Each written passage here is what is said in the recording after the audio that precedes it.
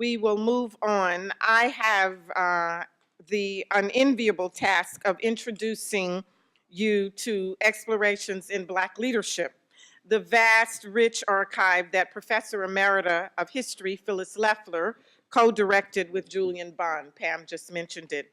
Phyllis, as Pam also said, is in Australia and likely lamenting, as I speak in her stead, that she is not here speaking for herself and joining in our communal effort to commemorate Julian Bond's life and legacy. Luckily for me, Phyllis has provided me a text on which I now rely almost to the letter. The Explorations in Black Leadership project began in an effort to document through oral interviews the life journeys of African American leaders whose personal and professional stories are all too often marginalized in our public discourse. The interviews were carried out between 2000 and 2015. Many of those who agreed to be interviewed did so because of their respect and even veneration for Julian Bond himself. He was the consistent interviewer because the power of the conversation often came from the interaction between two Black leaders with a shared understanding of the American experience. These oral interviews reveal how leaders are nurtured, shaped by historical circumstances. They are stories of identity, stories about the self, stories about the group, and stories about value and meaning. They link the private and the public, the personal and the professional. You can listen to and learn from 51 American leaders from all walks of life: law, education, religion, public service, journalism, the arts, business. The leaders in this sample span the full 20th century, reflecting economic, geographic, gender, and age diversity. Some experienced the indignities of segregation. Others came of age after major legislation had ended de jure discrimination. Taken together, they all reflect distinctive styles of communication and endorse diverse political and social visions. Some come from backgrounds of economic deprivation, others from places of financial comfort. Access to educational opportunity was a struggle for some. Expectation of educational achievement was taken for granted among the Black elite. There is no one-size-fits-all for leadership. However, common themes emerge from this amazing archive. Through these collective interviews, one can analyze the forces at play that catalyze leadership. These interviews demonstrate the connection between self, family, community, and historical circumstances while showing us how memory shapes possibility and how the capacity to channel memories toward positive ends gets inculcated in leaders. These memories exist in historical time, underscoring the reality that the past and present are inextricably linked. These interviews also acknowledge the burdens of race, but celebrate the ability of individuals to overcome adversity. This is ultimately an exploration of Black leadership in America through the eyes and words of the leaders themselves. They serve as witnesses to history. To listen directly to these powerful people is to share their life experiences and perhaps also to begin to internalize the lessons offered. Now, sadly, too many of them, including Julian Bond himself, have passed on, but their voices remain through these interviews.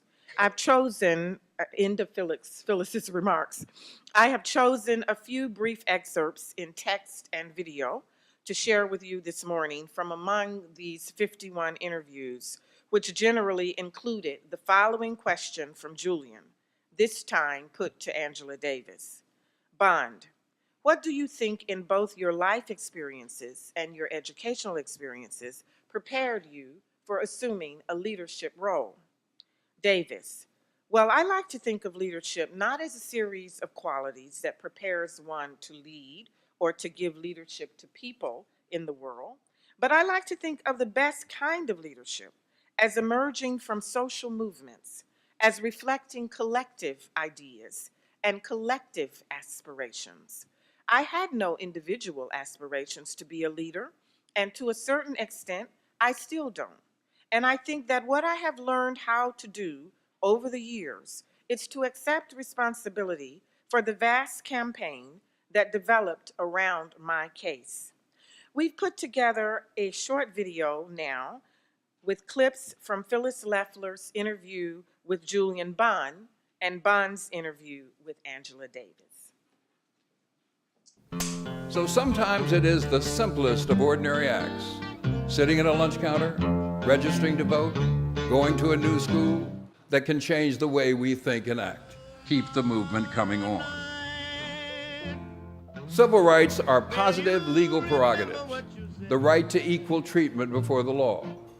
These are the rights shared by everyone. It isn't special to be free from discrimination. It is an ordinary universal entitlement of citizenship. Keep the movement coming on. Tomorrow night, will it be just another memory, or just another lovely song? It's in my heart to linger on. And I think those of us who carried on saw early on victory. We won. We integrated the lunch counters in Atlanta. And I don't think we realized how tough the rest of it would be, but we said to ourselves, hey, we won this one, we can win the next one. And it was that early victory that made us see what possibility was. And I don't think we understood how tough it would be, how large the problem really was. But having won once, we knew we could win again. And I knew we could win again. We could do it again. We'd have to change our techniques, change our direction, change this, but we could do it again. While you hope to achieve little victories that make you have another one and so forth, and if you can get them, that's great. But you have to have a long, long vision of where things are going to be 10, 15, 20, 30 years from now. Do you have to be tough? Yes, you have to be tough. You have to be tough. You have to be able to take defeat and get up and do it again and try again. The people with whom I'm working and who became closer friends than my high school classmates or than my college classmates, these people are my closest friends today. We just shared this intense experience likened to soldiers in a foxhole. Now, we're not really soldiers in a foxhole because I'm living in Atlanta and going out, and some of these people out there are being shot at and beaten and some of them killed.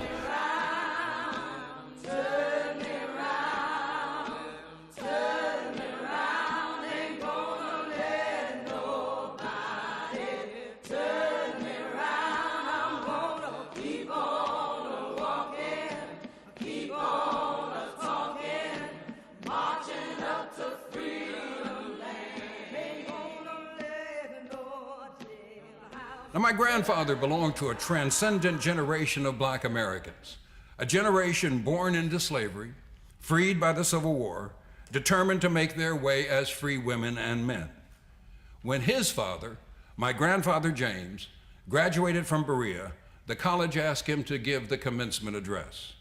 He said then, "The pessimist from his corner looks out on the world of wickedness and sin, and blinded by all that is good or hopeful in the progress of the human race, bewails the present state of affairs and predicts woeful things for the future. In every cloud he beholds a destructive storm. In every flash of lightning an omen of evil. In every shadow that falls across his path, a lurking foe. But he forgets that the clouds also bring life and hope, that the lightning purifies the atmosphere, that shadow and darkness prepare for sunshine and growth, that hardships and adversity nerve the race as the individual for greater efforts and grander victories. Greater efforts and grander victories." That was the promise made by the generation born in slavery more than a century and a half ago. That was the promise made by the generation that brought democracy to America's darkest corners 4 decades ago, and that is the promise we expect you to honor today. Keep on a-talking, marching up to freedom land. But still we march. We march because Trayvon Martin has joined Emmett Till in the pantheon of young black martyrs. We march because the United States Supreme Court has eviscerated the Voting Rights Act, for which we fought and died. We march because every economic indicator shows gaping white-black disparities. We march for freedom from white supremacy. But still we have work to do. None of it is easy, but we have never wished our way to freedom. Instead, we've always worked our way. The Army of Justice regroups and chooses another fight. Would you characterize it that way? Or knows another fight is yet ahead? Absolutely, yeah. Absolutely. And sometimes we cannot even imagine the possible struggle until we've achieved victory in one area. And then, rather than resting, which many people assume we do, because of course you win and it's over, rather than resting, we need to ask ourselves, how does this change the possibilities of the future? And what do we now know that we did not know then? And what can we now imagine and struggle for? I'm suspicious of people who say, let's pass the torch. I'm 62. And I'm beginning to hear people say, well, it's time for him to pass the torch. I'm not passing the torch. I think if you want the torch, you have to take the torch out of my stiff fingers and peel them away one by one. That's the way I got it. Nobody gave it to me. So if you want it, you have to come get it. Let out rejoice and rise high as the listening skies. Let it resound up loud as the roaring sea. Come on, y'all. Sing that song full of the faith that the dark past has taught us. All right now, all right. Sing a song full of the hope that the present has brought. Hey, facing the rising sun. Oh, the new day begun, and let us march on till the victory's won.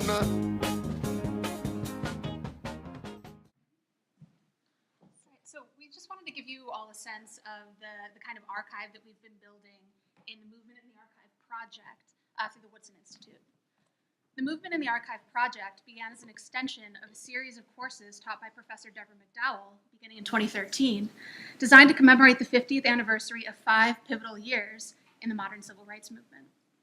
Professor McDowell's 50 over 5 series asked students to not only learn the history of the civil rights movement in the 20th century, but to rethink conventional narratives, to look for discontinuities, and to consider how historical problems continue to resonate well beyond their initiating moments.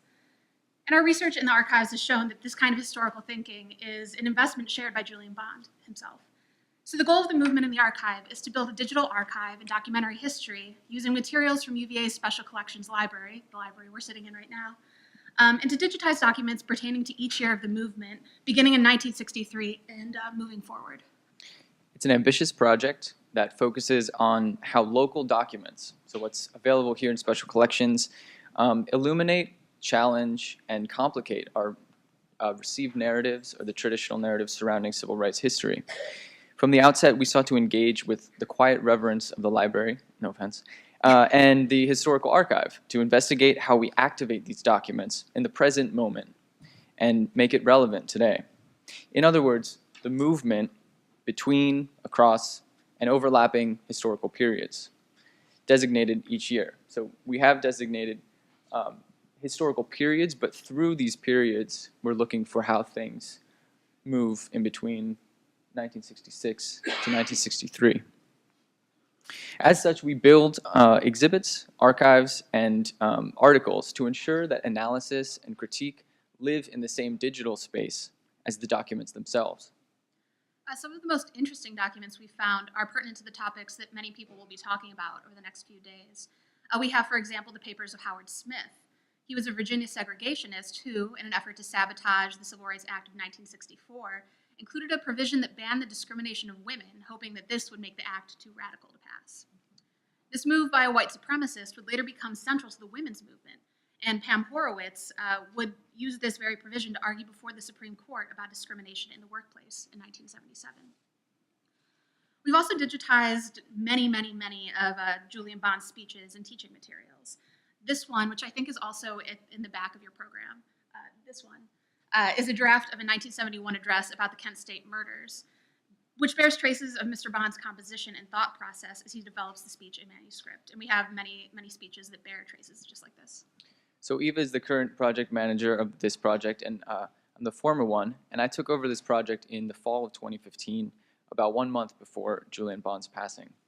And in many ways, his loss reshaped the scope and the impacts of this project.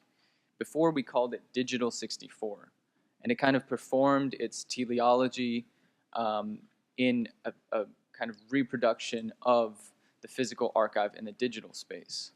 So for the past year, when we were working in Julian Bond's papers, his inspiration encouraged us to rethink this framing and seek movement throughout the different time periods.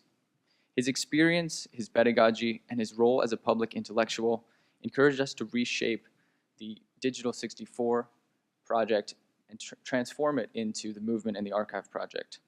As such, we've encouraged research assistants to engage with the documents in the archives. And as such, they've actually written some wonderful articles and created some wonderful exhibits based on their research.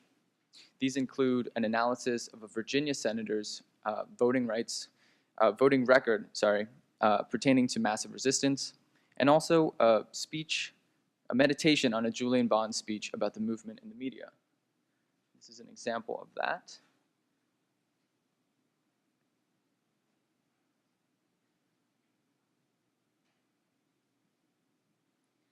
Going forward, we want to petition involvement from educators, researchers, and independent scholars. We have an incredible wealth of resources from special collections that are readily accessible both here and online. There are many opportunities to become a contributor to the Movement in the Archive website or to use our materials as teaching resources. In honor of Julian Bond's legacy, we want to democratize access and ensure that everyone has the right to speak truth to power. And now I want to kick it off to Luke, who's one of our research assistants, and he's going to talk about a speech. When thinking about how to describe Julian Bond, the usual slew of words come to the fore. Courageous, persistent, and of course pioneering are among these. But I would encourage everyone here to consider another word, prolific. Special Collections here at the University of Virginia is home to 47,000 of Bond's original documents, and we don't even have everything. Over this past year, I've had the privilege of delving into many of these primary documents, specifically into his speeches over the past 40 to 50 years. One such speech is a speech he delivered on the 25th anniversary of the Voting Rights Act of 1965. His address, titled A Participant's Commentary, gives a detailed account of the many ways, both physically and politically, that Bond fought for the expansion and protection of voting rights. More importantly, it demonstrates the evolution of the ways that these rights came under threat. The first way that these rights came under threat is well cataloged. It is the violence perpetrated on civil rights activists during the sit-in movements and Freedom Summer. But perhaps not as well cataloged are the more nuanced, often legal ways that these rights came under threat. The year following the passage of the Voting Rights Act, in fact, Bond was plaintiff in a voting rights powers case, Bond v. Floyd, which will be discussed tomorrow, so I won't go into it now. 15 years later, however, in 1981, Bond was once again party to a Voting Rights Act protections case. Busby v. Smith sprang from Bond's desire to create a majority black voting district in Georgia and the state Congress's desire to suppress one. The attempts to prevent a majority voting black 5th district, which would augment black voting power in the state, seemed to spring from the common question with a new twist. Why are all the black kids at lunch sitting and voting together? The threat to black voting power was not as simple as the pure physical menace nearly 2 decades prior, yet the same spirit of manipulation and systematically undermining black voting strength was still alive and well in Georgia. Over time, the threats evolved from the physical to a more surreptitious legal threat. In a different speech delivered at Kent State University in 1971, just 1 year after the massacre there, Bond quotes Bayard Rustin to describe what he saw as 2 different periods of black struggle. In the first period, he said, everyone knew that Jim Crow and its pro-segregation supporters were the enemy. No profound analysis, no overriding social theory was needed in order both to locate and understand the injustices that were to be combated. The new threats, he continues, are not easy to understand and fight against, or at least not as easy as Jim Crow.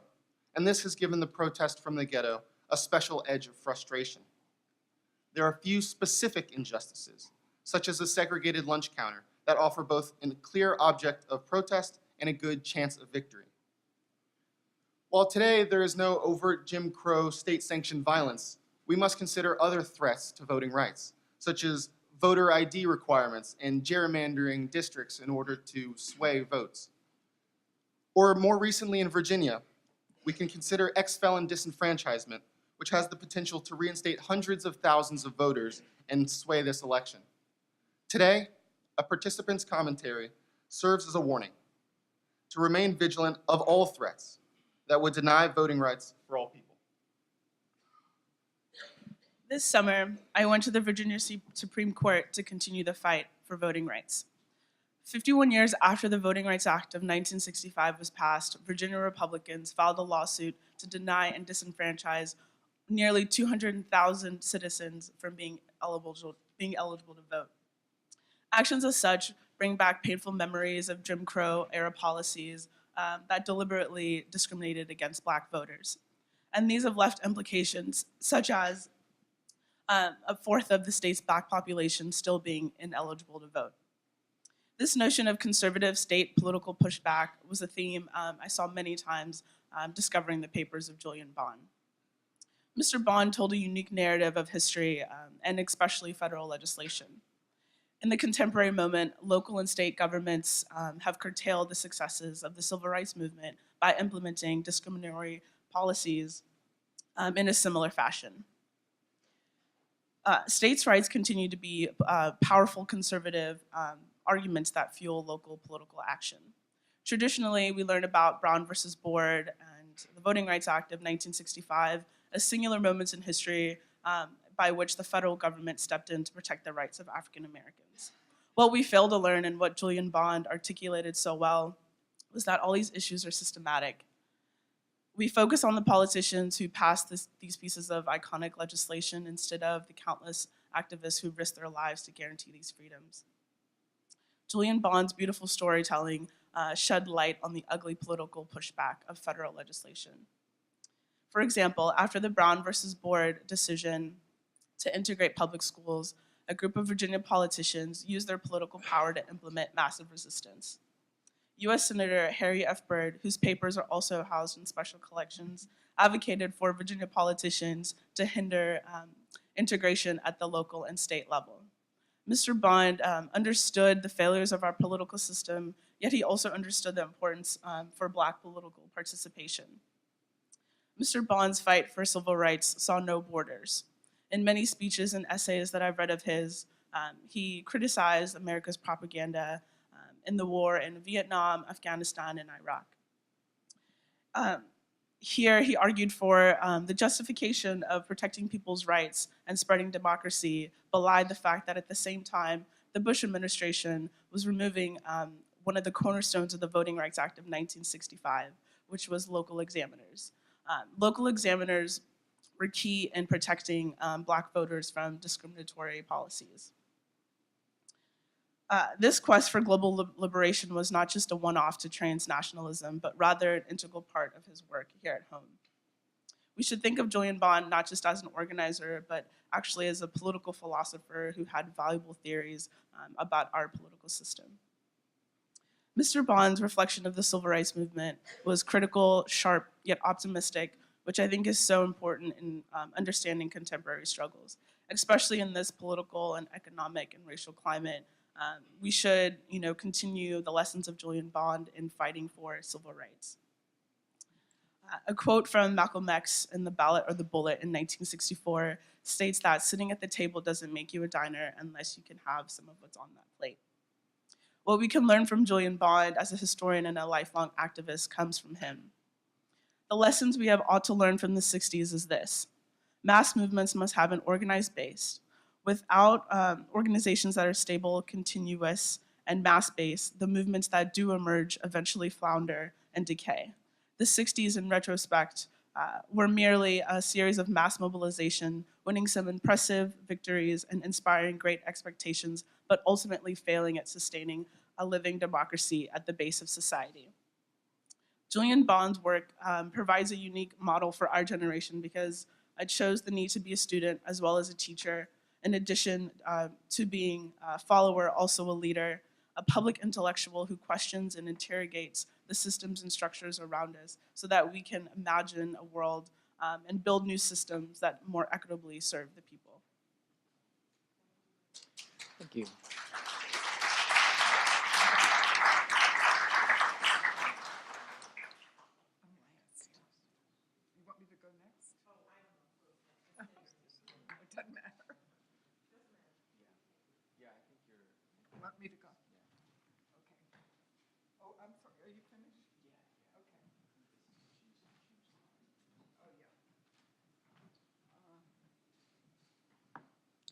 My name is Emma Edmonds, and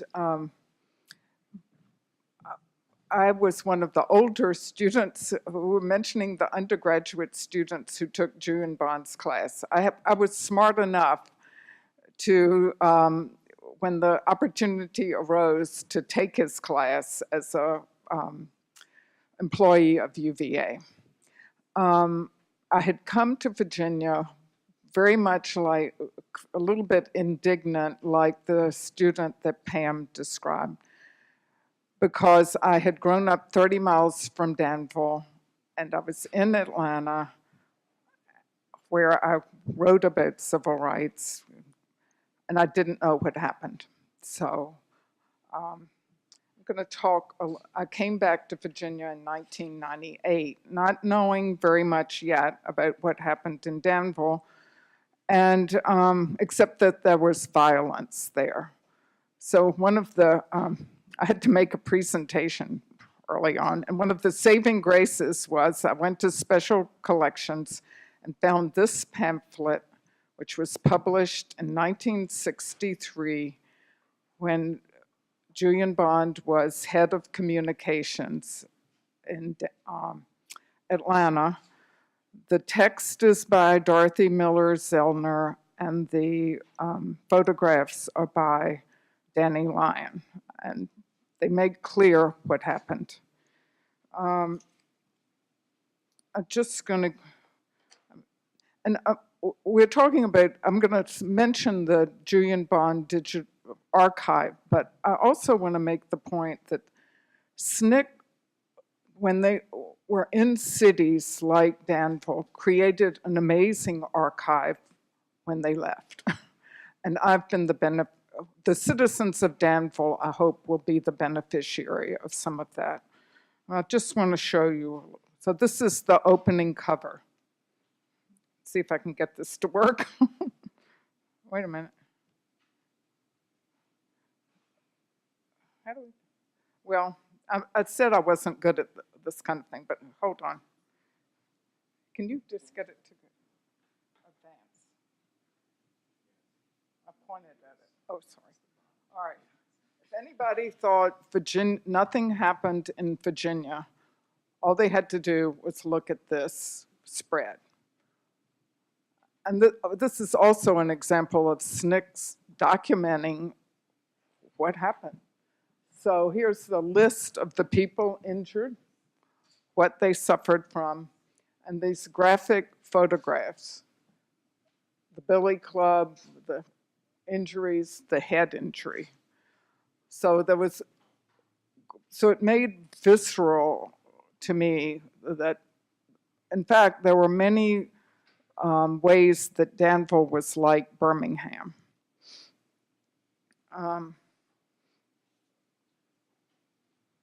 So it has a detailed account of what happened. I'm going to have to see if that went back. So Dorothy Miller Zelner has this very detailed, very well-researched narrative of what occurred in Danville. On the left side is the local leader, Lawrence Campbell. On the right is Reverend Chase, who was another local leader. And there are probably 18 pages of this. And included are the Danny Lyon photographs, which, let's see, nope. So here's some. There's the training in what to do if you're hit by a billy club. And here's Dorothy Zelner, who in fact was hit by both water hoses and a billy club, giving her testimony to James Foreman.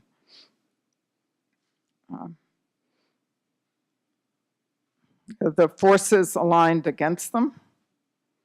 The police chief who gave the order to turn the fire hoses on the peaceful demonstrators. The observers of the march. And the injuries.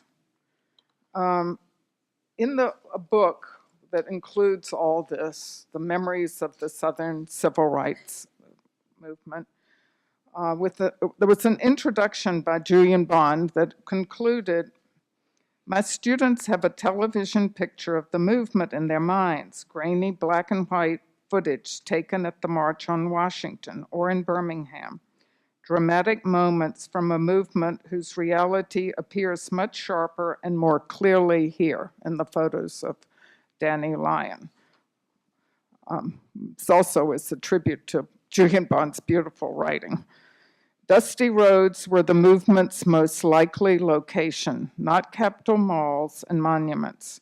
We all remember fire hoses and police dogs. Danny Lyon makes us remember the people and the forgotten places too.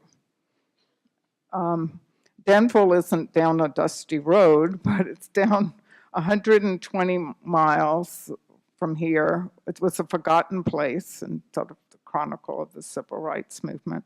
It's a tobacco and textile town that now has no textiles or tobacco.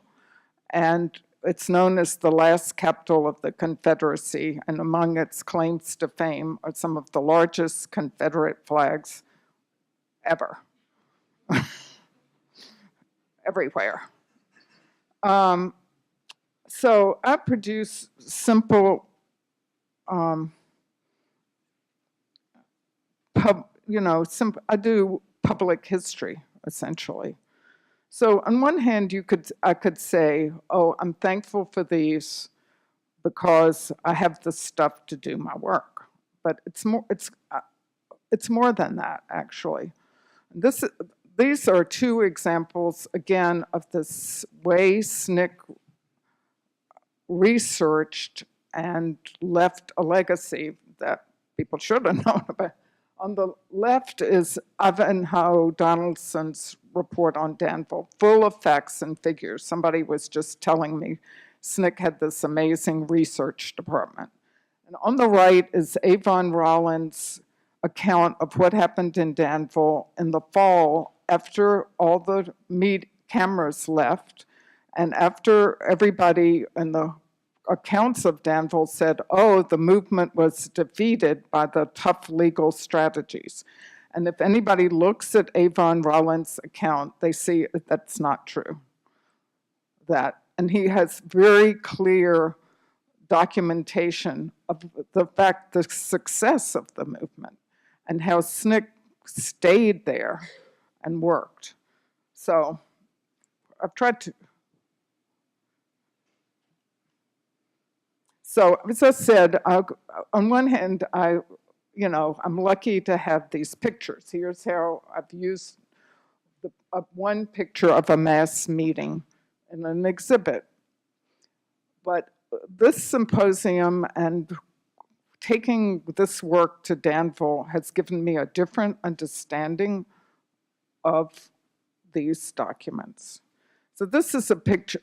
Danville has nothing about the civil rights movement that I can find. So we rented a little space down on a traditionally black street, business street. And so people come in and they say, oh, there's my pastor. And then they go and they say, they look at this particular mass meeting photograph, which demonstrates some of what we've been talking about. And they start going, that's my brother. I know him. That's my church. And they see themselves. And it's really moving. This is the picture that illustrates some of what Julian Bond was talking about in the introduction. This isn't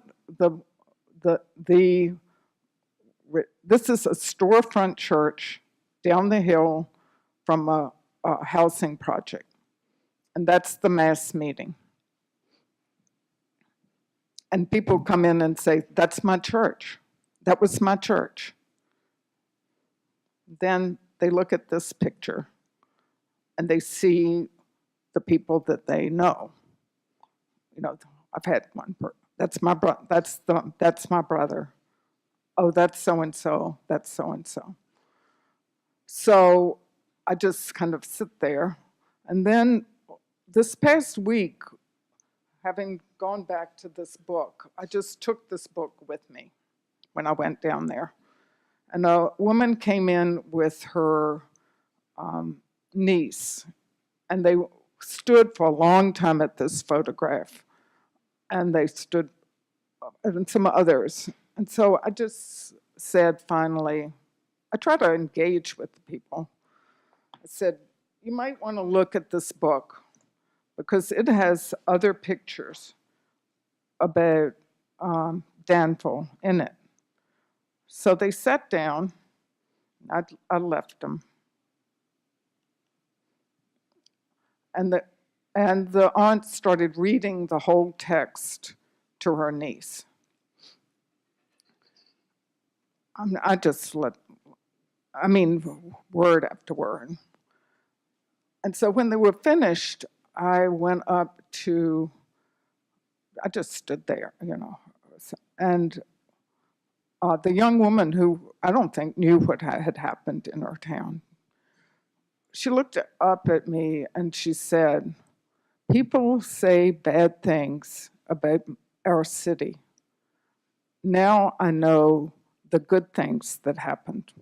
She said that despite reading about the fire hoses, about the billy clubs, about the police brutality. And I actually don't know what I said in reply, but I know what I wish I had said, which is good things did happen in your town. People stood up for what was right when everything was aligned against them. And they are an inspiration for what we have to do today.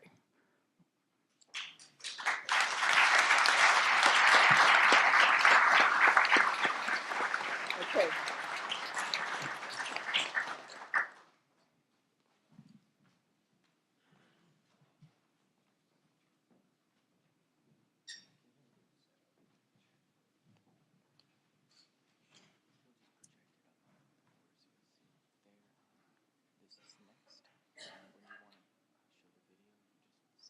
This is next right here.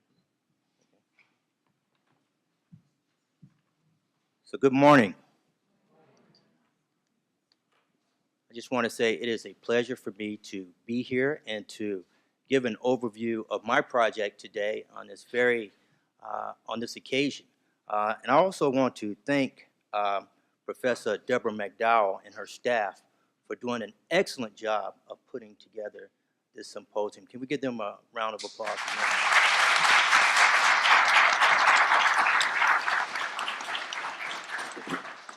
My name is Derek Ulrich, and I am a professor in the Curry School of Education, but I am also the director and principal investigator of a project called Teachers in the Movement.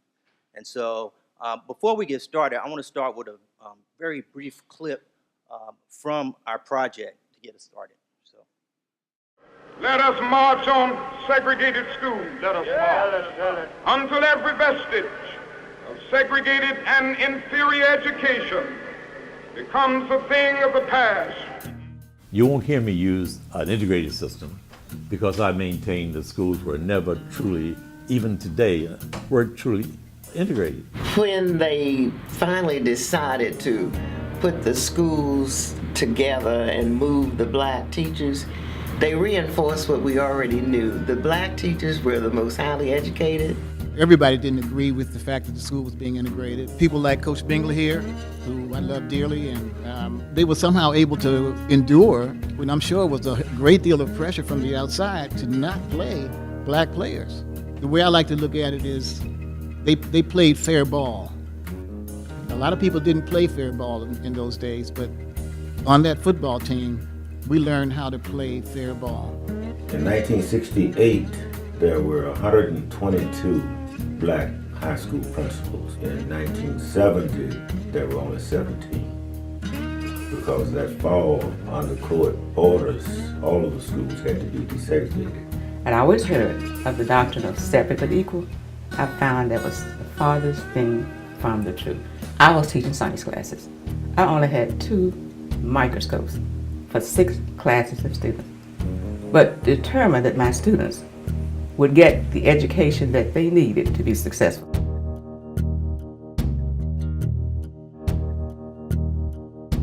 So, how did I come to study teachers, particularly teachers who were involved in the Civil Rights Movement?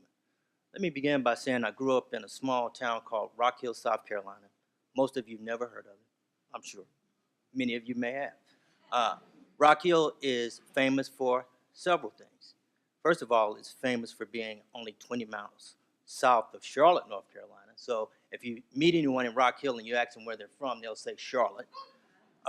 Some of you who are from small towns may understand that. But also, it was a major site for the Civil Rights Movement. It was a stop on the Freedom Rise, but it was also a place, you may remember, where we had a tremendous amount of violence in those Freedom Rides. But the Friendship 9 is what it's most known for regarding civil rights. There was a small town in Rock Hill called Friendship College. It was a 2-year community college. In 1961, 9 students decided to march on the Woolworths in Rock Hill. They were all put in jail, but they refused to pay their bail. And it became known as the Jail No Bail campaign, because some of those members ended up doing 6 months in the chain gang there in York County. And so it was a very, very important part of the movement. So much so that many of those members of the Friendship 9 will later become very prominent members in the community. Some of them even went to my church, and many of them became educators. And I would always ask them, you know, you were a teacher after 1961. You went on to college and you finished. Were teachers involved in the movement? And they would always say yes.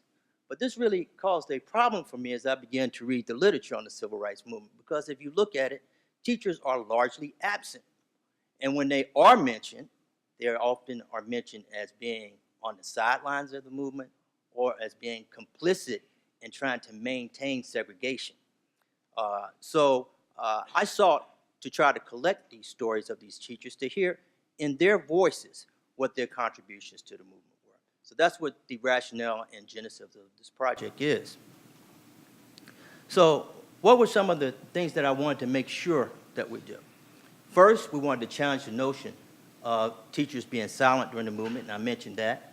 Wanted to give voices, particularly through K through 12 educators, because there has been some work, some scholarship done on professors at HBCUs during the movement, but not much at all on K through 12 teachers. We also wanted to expand the notion of what activism was. So my question is pedagogy a form of activism? Is teaching a form of activism? We wanted to contribute to some of the bottom-up scholarship, tell the story from people at the bottom or people who were working in the community. And we wanted to do something very, very important, I think, and that is we want to learn what, why, and how teachers taught. We know almost nothing about what teachers were actually teaching in the movement. Now, if you think about the teachers who were in Mississippi in 1964, we do have that curriculum. We do know what they were teaching. We know why they were teaching. But we don't know much about what everyday K through 12 teachers in the South were teaching during the movement. Did the movement influence their teaching? Did their teaching influence the movement? That's what our research team wants to know. So we are going to, over the next 5 years, study teachers' pedagogy as a form of activism in 5 states. We've already started with videotaping teachers in Virginia, Maryland, North Carolina, South Carolina, and Georgia. And we're going to be looking at the period between 1950 and the early 1970s.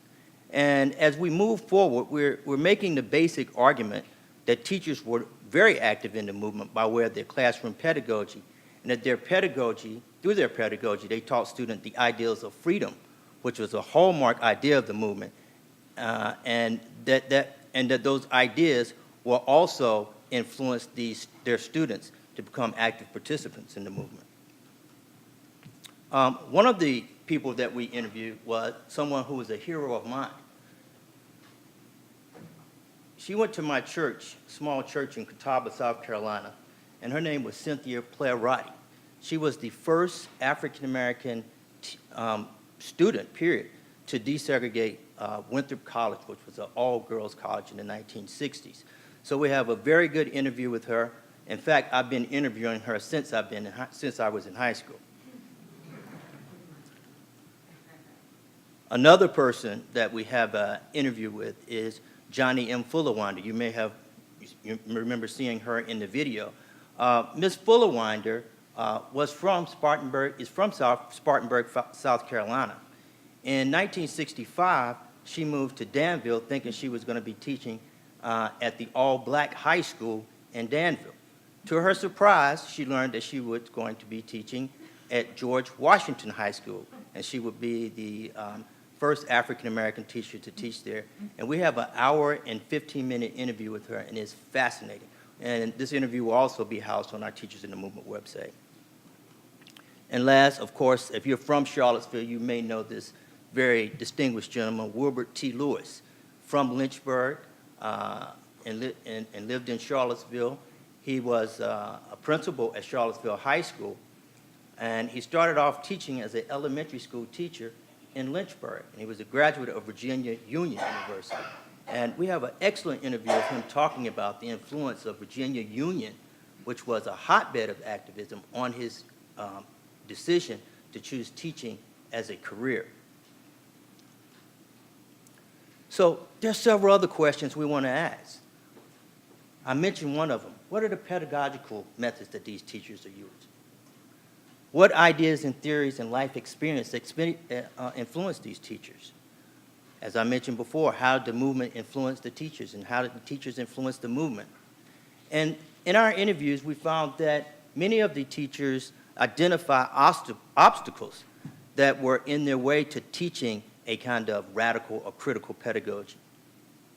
And most importantly, you may have seen the article recently published in Mother Jones magazine about there being a shortage of African-American teachers. And I think this last question is very important. How might these teachers' experiences inform the work of those seeking to introduce controversial issues in contemporary educational settings? And how can these experiences of these teachers perhaps get teachers today, individuals today, to consider teaching as a profession? So these are some of the goals of our project. Over the next 5 years, what do we want to do? We've already started. We have now probably close to 50 videotaped interviews. And what I really like most about this project is that many of the interviews are conducted by students, and many of those students are undergraduate students. And they are trained in oral history methods, as well as being trained in videography. The archive will also include teachers' materials, which will include lesson plans, textbooks, and assignments, so we can have something concrete, some primary source documents to see what teachers were doing in the classroom. The website will include biographies, and students will also do podcast interviews with teachers today. And in conclusion, we'll also have this digital repository that will house all the materials. And our goal is by 2021 to have this repository fully online where scholars, students, and researchers can access not only the videotaped interviews, but also the lesson plans that are generated by teachers, the podcast, and all this information. So my challenge to the team is for us to collect much more than 500 interviews over the next 5 years. I'm going to tell them, and some of them in here today, we're going to try to do 700. But in order to do that, we're going to have to call on the community to ask us, to identify teachers who you think would be good people for us to interview for this project. So if you know any teachers in your communities in any of these 5 states that I mentioned, and they don't have to be in these states, please contact us and let us know, and we will be glad to include them as part of our project. Thank you.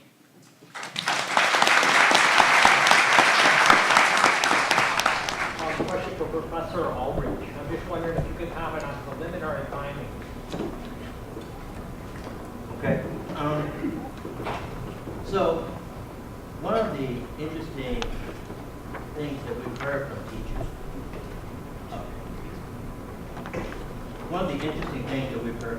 is when we first started this project a few years ago, we asked teachers to talk to us about their activism in the movement. And oftentimes they would tell us, well, what do you mean? I wasn't an activist. So we had to go back to the drawing board and think about what we meant by the term activism. And we had to reconceptualize that term, think about pedagogy as a form of activism. So that was one of the early findings that we stumbled upon, and which really helped us to revise our questionnaire, our protocol as we move forward. So once we reconceptualize what we meant by the term activism, we have many more teachers who are now coming forward and say, yeah, I was involved. What I did wasn't.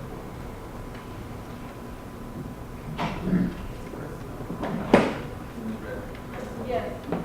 Also to Mr. Aldridge, I just had a question with regard to your timeline for civil rights activism with teachers, because you mentioned the fact that a lot of them were involved in the early period of fighting to get desegregation, and then you mentioned something about the market decline of teachers, African American teachers, as a result of integration.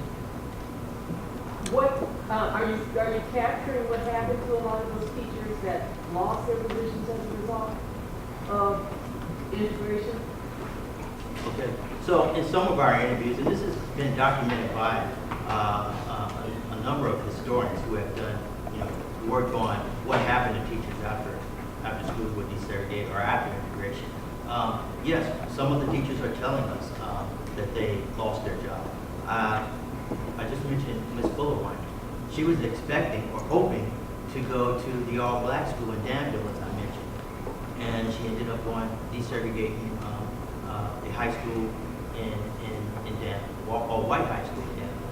But some students, as integration, some teachers, as integration became kind of the law of the land, and you saw schools becoming more desegregated, some actually lost their jobs, and that's documented in works like historian Vanessa Siddle Walker talked about that in her work, and some of our work is echoing what she's found.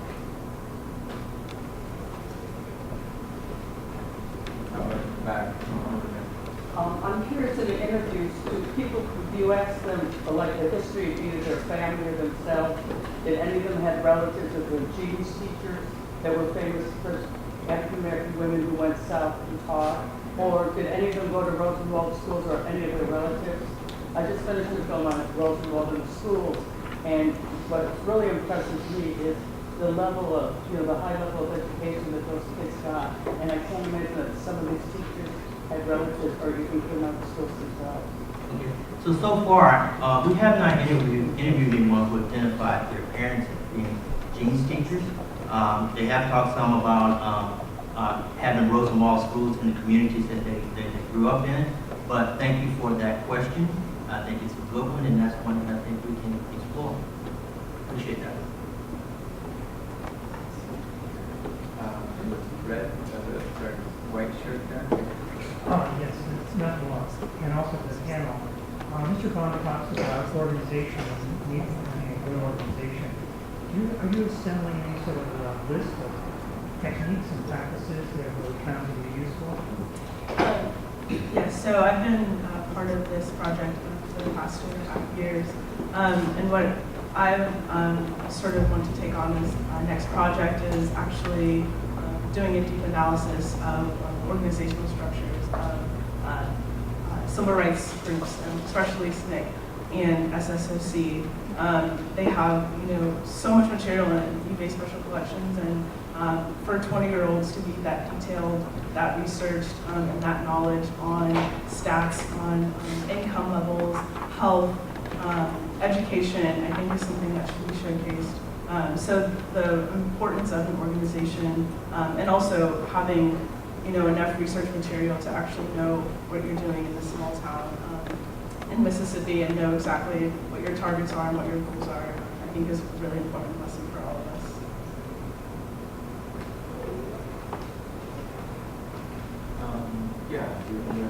As part of the discussion, excuse me, a restriction on voting rights, I understand you to say that in Virginia, a quarter of black citizens will be ineligible to vote. Yes. Can you speak more on that? I mean, I find that stunning.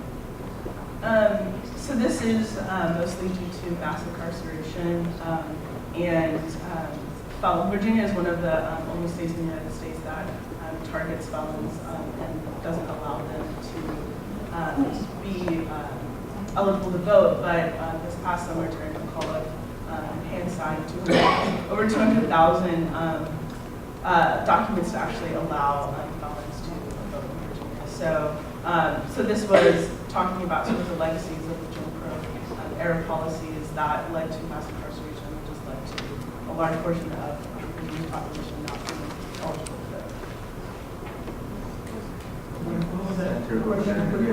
Do we know what the white rate is? The sense of comments does sound like a very. Yeah, I'm not sure, but that's something to look further into. In the back over there, yeah. So, Dr. Aldridge, I want to just give a shout out to the Jefferson School, American Heritage Center. I'm a volunteer there, and yesterday a man from Columbus came who used to teach there in 1961. So, at the greeter's desk, it'd be great to have a little piece of paper to hand them with your contact information.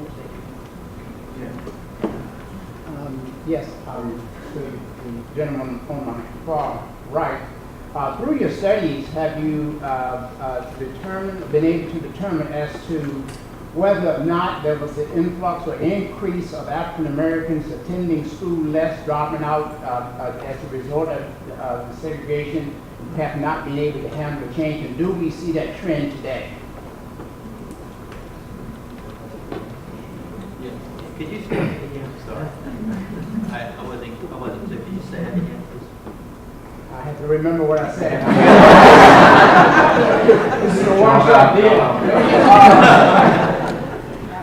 As a result of segregation, and we saw a huge decrease in African American teachers losing their positions.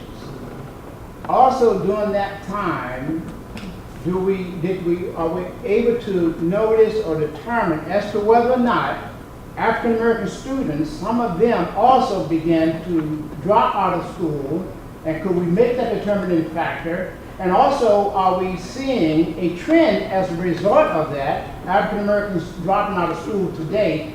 Is there a correlation there? So I can tell you what my teachers said that we've interviewed.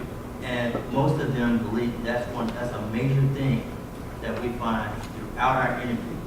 And that is that without African American teachers, these kids are having a harder time in school, right? And that's what these teachers from the 50s and 60s have been telling us in our interview.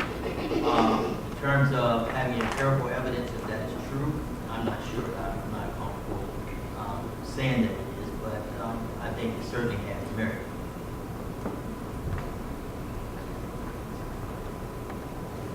Hi, I'm a second year in the college, and I have a question for Professor Allred as well. I was wondering what your research on activism in the classroom from the civil rights movement has shown you about ways that teachers can implement activism in their classrooms today.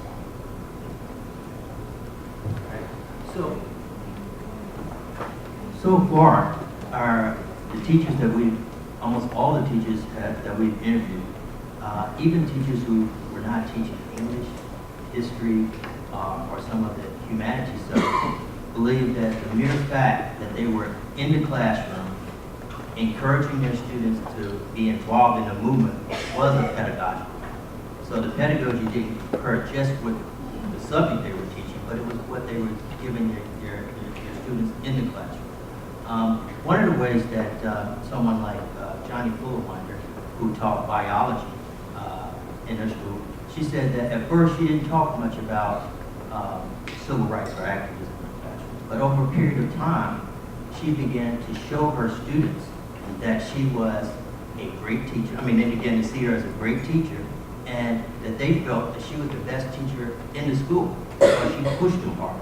So just by being a very good teacher, she felt that she was participating in the movement, and she was connecting what she was connecting what she was doing in the classroom with what she was doing in the community. She was also involved with the AKAs, she was in NAACP, prominent in NAACP, and she would take her kids to those events as well.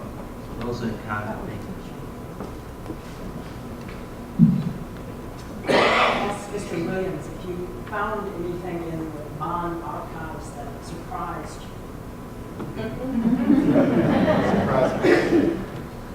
Yes, I think so. The things that were most surprising were the behind-the-scenes work, but also kind of the evolution of his thought. Having the chance to look at his speeches over the past 50 years, you can see where he's beginning to deliver speeches, and then kind of where he is developing his thought, because within the speech boxes themselves are newspaper articles, reflections, correspondences, and you can see the trails of his thought through those speeches and the themes that develop. And so what surprised me was the speeches were not, I suppose, spontaneous or new, but they built upon one another towards a culmination of ideas, and that was surprising.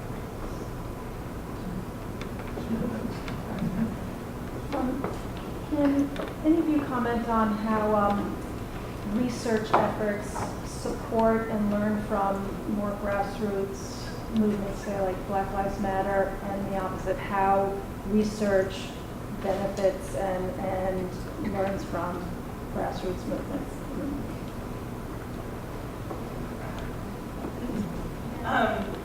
For me, as a student activist myself, I wish everyone had the opportunity to do this project, because reading stuff about students who were active here in the 1960s and comparing it to the issues that we're fighting today are exactly the same thing.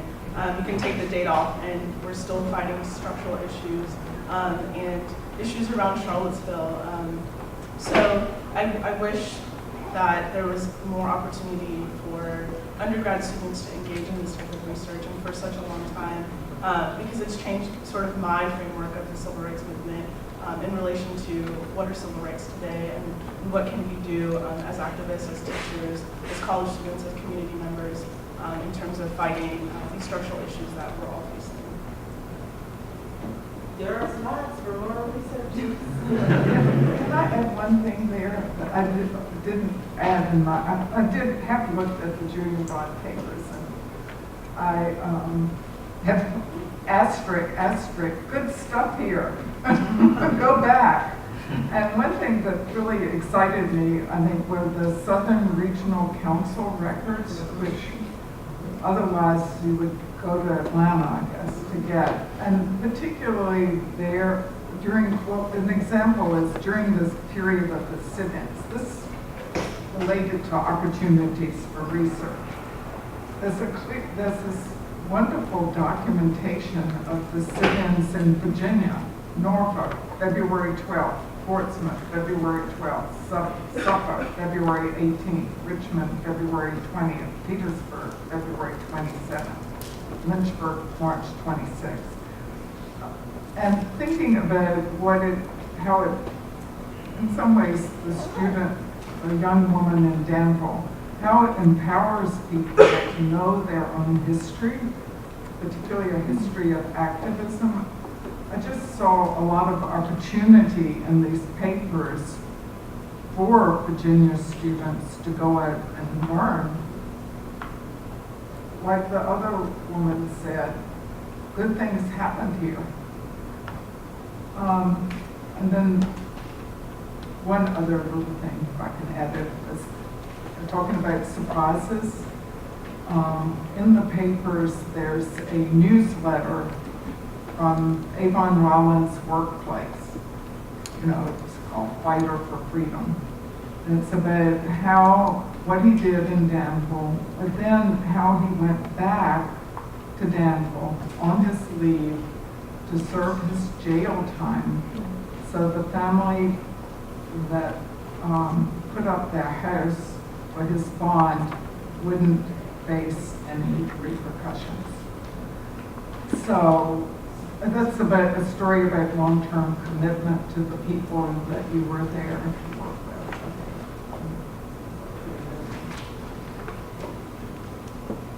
There's time for just one or two more questions, so right there.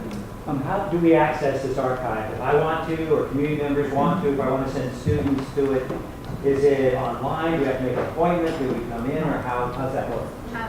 So there's a couple answers. One is that you can come to special collections, but we have this really robust online archive. Do we have the URL is civilrights.woodson.virginia.edu.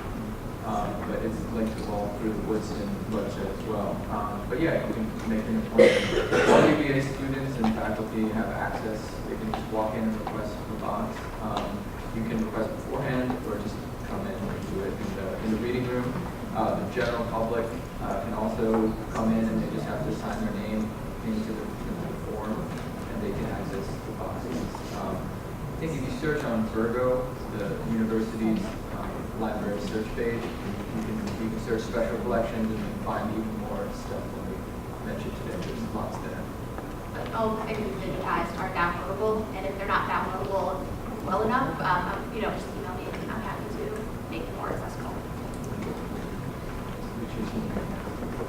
Just two things related to I'm Judy Richardson. I'm going to be on the panel with lots of wonderful folks this afternoon.